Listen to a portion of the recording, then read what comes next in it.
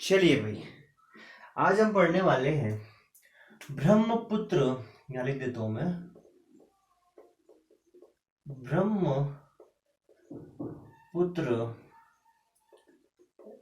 River system के बारे में। ठीक है, आज मैंने पहले से आपके लिए इमेज बना के नहीं रखी थी। खैर कोई बात नहीं, सभी लोग समझ लीजिए ये मैप कहाँ का है, ये मतलब हमारे इंडिया के किस हिस्से का है। मैं आपको थोड़ा सा व्यू बताना चाहूँगा।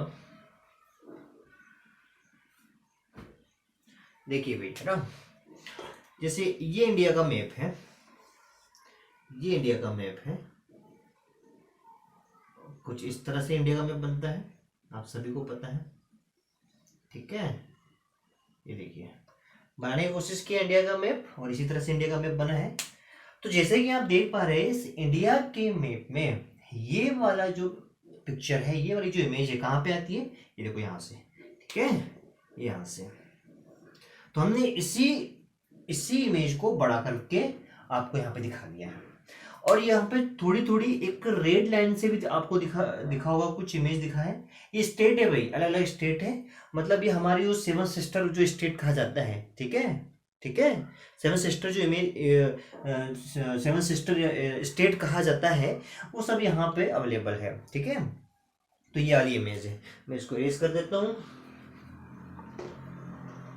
समझ में आ गया सभी को इतना? ठीक, अब आगे देखते हुए, है ना, Brahmaputra river system. Last session में हमने गंगा के बारे में पढ़ा था। किसके बारे में पढ़ा था? गंगा के बारे में पढ़ा था। आज हम पढ़ रहे हैं ब्रह्मपुत्र रिवर सिस्टम। ठीक है, तो उसी मानसरोवर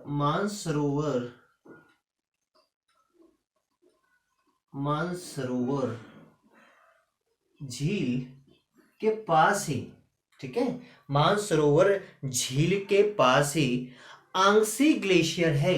क्या ग्लेशियर है? आंगसी, यहां लिख देता हूं मैं, आंगसी ग्लेशियर है। ठीक है, मानसरोवर झील के पास ही, मानसरोवर लेक के पास ही तीन नदी निकलती थी जो हिमालय से निकलने वाली हमने देखा। प्रमुख कौन कौन सी? एक सिंधु रिवर सिस्टम, सिंधु नदी के बारे में हमने सबने पढ़ा है।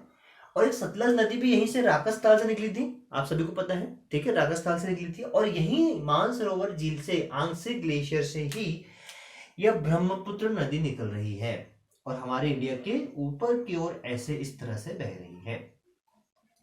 इंडिया की इस ऊपर वाले पार्ट को क्या कहते हैं? सभी को पता है भाई, तिब्बत कहते हैं। तिब्बत मालूम है? तो इसका मतलब सांगपो, सांगपो के नाम से इस नदी को वहां पे पुकारा जाता है। कहां पे? तिब्बत वाले एरिया पे, जो कि अब चाइना का हिस्सा हो चुका है। ठीक है, तो ब्रह्मपुत्र को ही सांगपो कहा जाता है। और ब्रह्मपुत्र इस तरह से बहते हुए, इस तरह से बहते हुए सडनली यहां से यू टर्न ले लेती है। अब कहां से यू टर्न ले लेती है भाई, ये भी पता होना चाहिए। यहां से मतलब ये नामचा बरवा, नामचा बरवा, नामचा बरवा वाले हिस्से से यू टर्न ले लेती है। क्लियर हुआ इतना? अब यू टर्न लेने के बाद ये इस तरह से यहां से अरुणाचल प्रदेश, देखो ये अरुणाचल प्रदेश है भाई, इसको मैं एपी लिख देता हूं, अरुणाचल प्रदेश। ठीक है, और ये असम है। ठीक है, और ये सिक्किम है, सिक्किम है, ये मेघालय है, मेघालय, ये त्रिपुरा है। ठीक, ये मिजोरम है, और ये मणिपुर है, एमडी, और ये नागालैंड है। क्लियर हुआ इतना?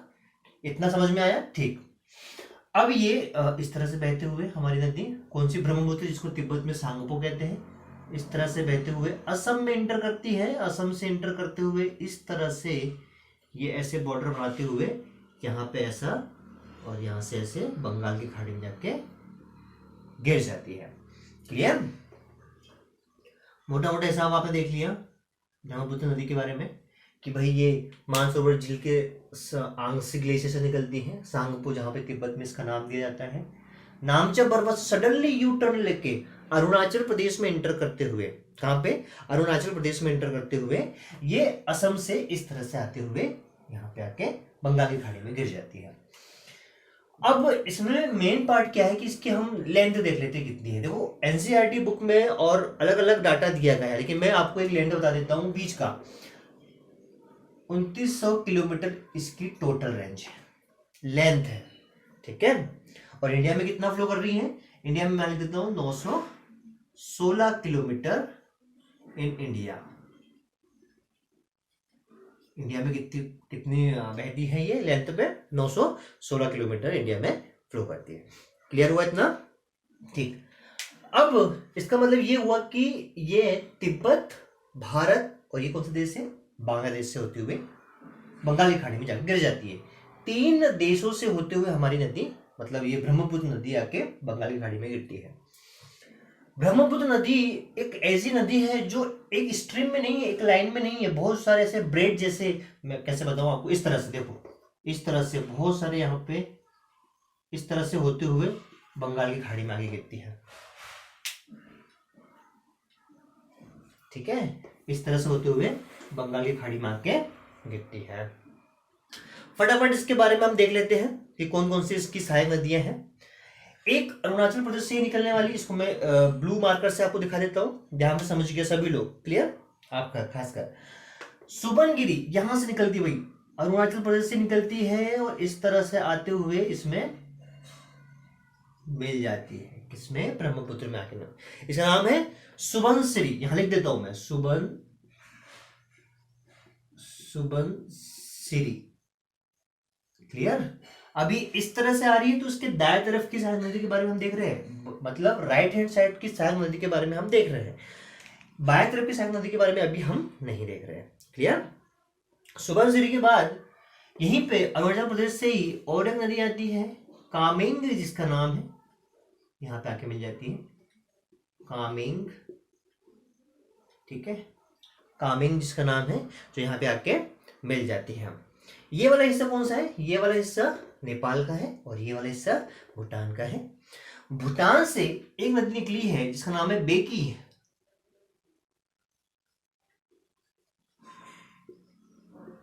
बेकी नदी, ठीक है।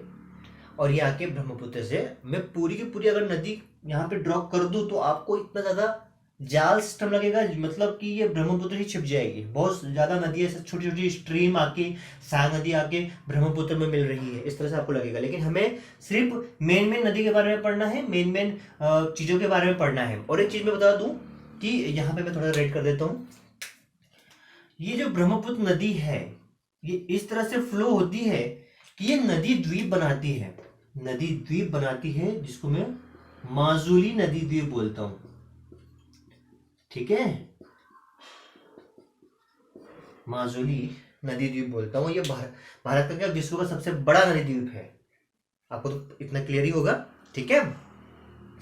बेगी नदी यहाँ पे सुबनसिरी, कामेंग और बेगी नदी के बाद अगर हम बाद में बात करते हैं, इसी भूटान से मानस करके आती है और लगभग ये बेगी नदी जहां मिलती है वहीं पे आके 1-2 किलोमीटर के फासले में ही यहां लिखता हूं मानस, ठीक है, ब्रह्मपुत्र से मिल जाती है, ठीक है। और एक नदी है जो भूटान से आती है, उसका नाम मैं आपको बता देता हूं, वो भी इस तरह से आके असम वाले एरिया से आके इसमें मिल जाती है। अभी तक हमने देखा यहाँ पे अरुणाचल प्रदेश में भी 2 नदी निकली, लेकिन वो असम में ही आके कहा मिल गई? ब्रह्मपुत्र से मिल गई। इसका नाम संकोस है। क्या नाम है भाई? संकोस है। इसको और एक नाम से पुकारा जाता है, इसको गदाधर के नाम से भी पुकारा जाता है। यह लिख देता हूं, गदाधर के नाम से भी इसको जाना जाता है। क्लियर हुआ? ठीक। अब ये जो सिक्किम वाले एरिया है, सिक्किम से भी एक नदी निकलती है, तीस्ता। क्या नाम है इसका? तीस्ता। और ये इस तरह से वेस्ट बंगाल से होते हुए बांग्लादेश से पर आके ब्रह्मपुत्र से मिल जाती है। इसका नाम लिख दो यहाँ पे, तीस्ता। तीस्ता याद रखें इतना, सुबनसिरी, कामेंग, बेगी, मानस, संकोस, जो गदाधर भी कहते हैं, और तीस्ता, इस तरह की इसकी सहायक नदियां हैं, ठीक है। अब हम इस साइड की सहायक नदी के बारे में जान लेते हैं, बाएं तरफ की सहायक नदी के बारे में ब्रह्मपुत्र की जान लेते हैं। ऊपर से बात करते हैं यहां से, ठीक है। तो सबसे पहले अरुणाचल प्रदेश की और चाइना के साथ जो बाउंड्री है वहीं से एक नदी निकलती है जिसका नाम है दिबांग। क्या नाम है? दिबांग। और वो इस तरह से आते हुए देखो भाई, ये अरुणाचल प्रदेश में ही नहीं मिलती, ये कहाँ जाती है? अरुणाचल प्रदेश से फ्लो करते हुए असम में आके ब्रह्मपुत्र से मिलती है। इसका मैं यहां नाम ले देता हूं, दिबांग। इसको कहीं कहीं दिबांग भी बोला गया है। ठीक है, दिबांग, मैं दिबांग बोल देता हूं, कोई इश्यू नहीं है। ऑप्शन में जैसा आएगा आप क्लिक कर सकते हैं। ठीक है, लेकिन अगर लिखने जाओगे तो दिबांग भी लिखोगे तो कोई इश्यू नहीं है उसमें। ठीक है, दिबांग के बाद इसकी अगर कोई प्रमुख सहायक नदी है तो वो कौन सी है? लोहित। ठीक है, कौन सी है?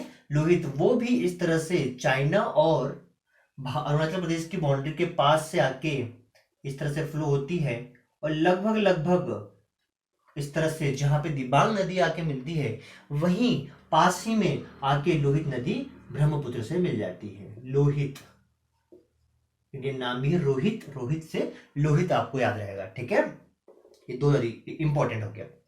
इसके बारे में और एक चीज मैं बता दूं कि दिबांग जो है मिसमी हिल के पास से आके, यहां पे मैं लिख देता हूं मिसमी हिल, मिसमी हिल्स के पास से आके ब्रह्मपुत्र में मिलती है। ये भी इंपॉर्टेंट है भैया। अब ये मिसमी हिल्स क्या है? ये भी एक हिमाचल के ही एक रेंज होती है। ठीक है, और इसके बारे में हम जब माउंटेन के बारे में पढ़ेंगे तब जाके मैं आपको मिसमी हिल के बारे में आपको बताऊंगा। ठीक है, ये जो लोहित नदी है, सहायक नदी है, ब्रह्मपुत्र में आके पास मिलती है।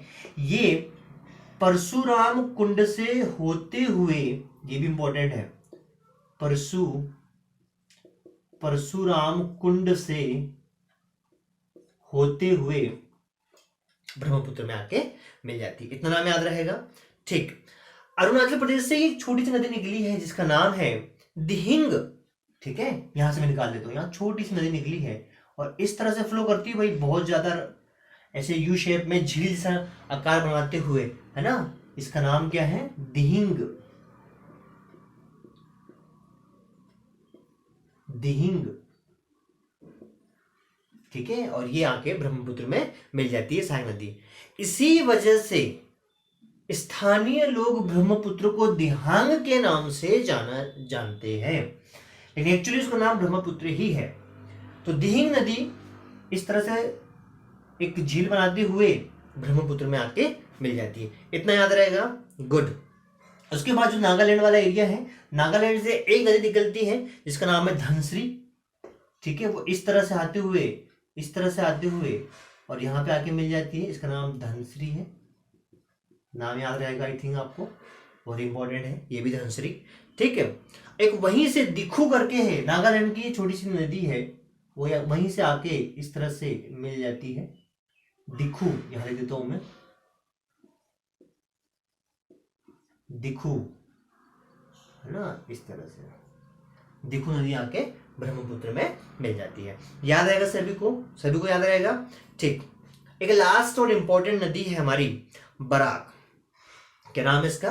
बराक, जो मणिपुर से निकलती है और इस तरह से पहले ऊपर फ्लो करती है और फिर नीचे आते हुए मिजोरम और मणिपुर की बाउंड्री से आते हुए और फाइनली फिर इंटर करती है असम में।